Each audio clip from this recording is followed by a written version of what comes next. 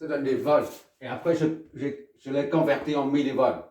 Et maintenant, on multiplie par 10 puissance 4, multiplié par des millivolts. Ça donne des millivolts. Ça donne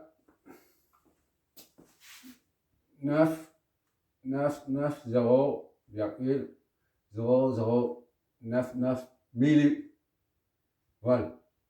soit est égal à 9,99 volts.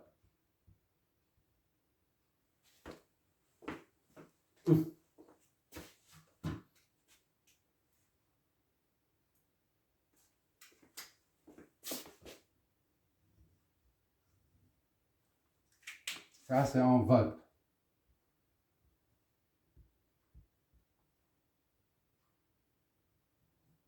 D'accord? Et ça, c'est en millivolts.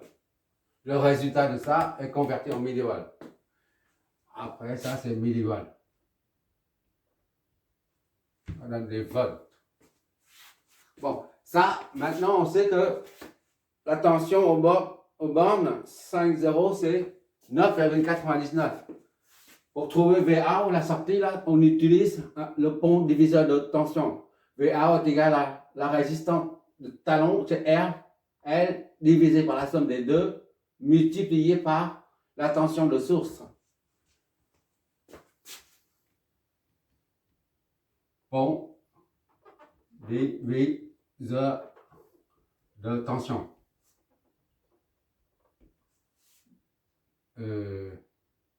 Donne VA est égal à R talon, c'est RL sur la somme des deux. RL plus ZA. Le tout multiplié par ça. VTH. En général, on voit V. Hein. On va voir VTH. Hein. Le prochain exercice, je mets V. Tout court, d'accord? Bon, ça nous donne RL. RL, c'est combien? C'est 10 kΩ. 10 fois 10 puissance 3 plus ZA. ZA, c'est l'impédance sortie, c'est 100 ohms. Multiplié par 9,99 volts. Donc, VA est égal à... On va voir si ça dépasse la tension d'alimentation. Si ça dépasse la tension d'alimentation, que ce soit 20 ou 30 volts, ça signifie que c'est saturé. C'est-à-dire, ça signifie aussi qu'on ne peut pas utiliser un amplificateur sans le chemin de retour. D'accord? Mais par contre, si ça c'est inférieur à 30, ça signifie que c'est bon. On peut utiliser un AOP sans chemin de retour. On va bien voir. Ça me donne 9,880.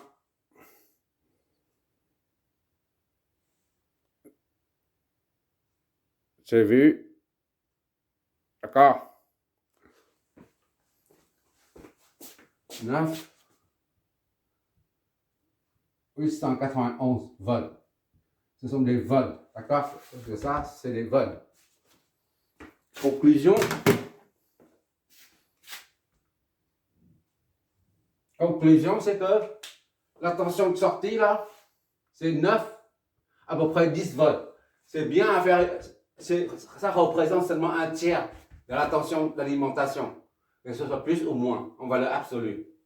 Donc, on peut, certains disent qu'on ne peut pas utiliser un amplificateur sans chemin de retour, sans boucle de rétroaction ou réaction, si tu préfères. Voilà, ça, on vient de mettre en évidence le fait qu'on peut utiliser, on vient de prouver que, la preuve est là, on vient de prouver qu'on peut l'utiliser sans boucle de retour. D'accord? Je récapitule comment on procède. Tu vas avoir le résultat de simulation sur ordinateur à la fin de du film. de cette vidéo. Au début, on a un schéma comme ça pour trouver la tension de sortie ou les courants dans les branches, peu importe. On redessine le schéma tel quel en ajoutant les impédances entrée et sortie à l'intérieur. D'accord? En dessinant la source de tension dépendante. Ce n'est pas comme ça. D'accord? Ça, c'est une source indépendante.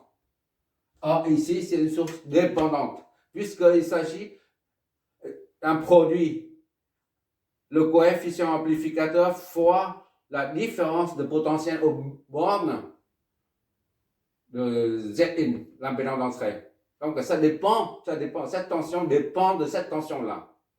C'est la raison pour laquelle on met un losange, mais pas ça. Dans le schéma, on voit beaucoup, on voit pratiquement ça. Je ne sais pas pourquoi d'ailleurs.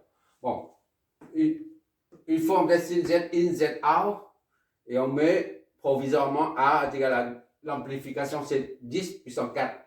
Et à partir de là, on a une vue générale, une vue synoptique du problème. Et on enlève, juste enlever le triangle. Et on laisse tel quel les impédances d'entrée-sortie. On reproduit le schéma sans ces 3 traits-là, 4 traits-là. D'accord? Et on met les flèches comme d'habitude pour calculer. Ça, c'est le calcul. Il faut savoir comment passer d'ici à là. C'est ça certains n'arrivent pas à analyser correctement un AOP parce que c'est uniquement à cause du fait qu'ils n'arrivent pas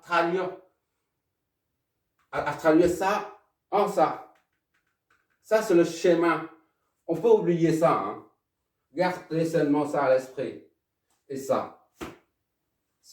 On n'arrive pas à analyser un OP parce qu'on ne sait pas comment traduire ça à ça. En ça.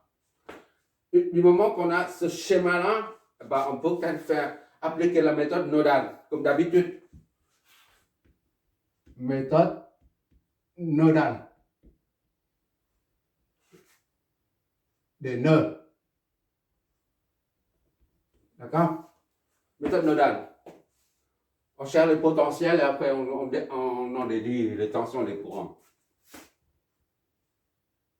C'est pas compliqué. On va faire d'autres exercices. Là, c'est le premier exercice consiste à montrer comment on passe d'ici à là. Et c'est ça qui compte. C'est ça qui nous permet de faire des calculs. Qu'est-ce qu'il y a comme remarque là-dessus? J'ai mis en évidence les caractéristiques internes de l'AOP. Ça, c'est interne. Et après, schéma de calcul correspondant. C'est le schéma. Et c'est le résultat. On va faire un deuxième. Merci d'avoir regardé.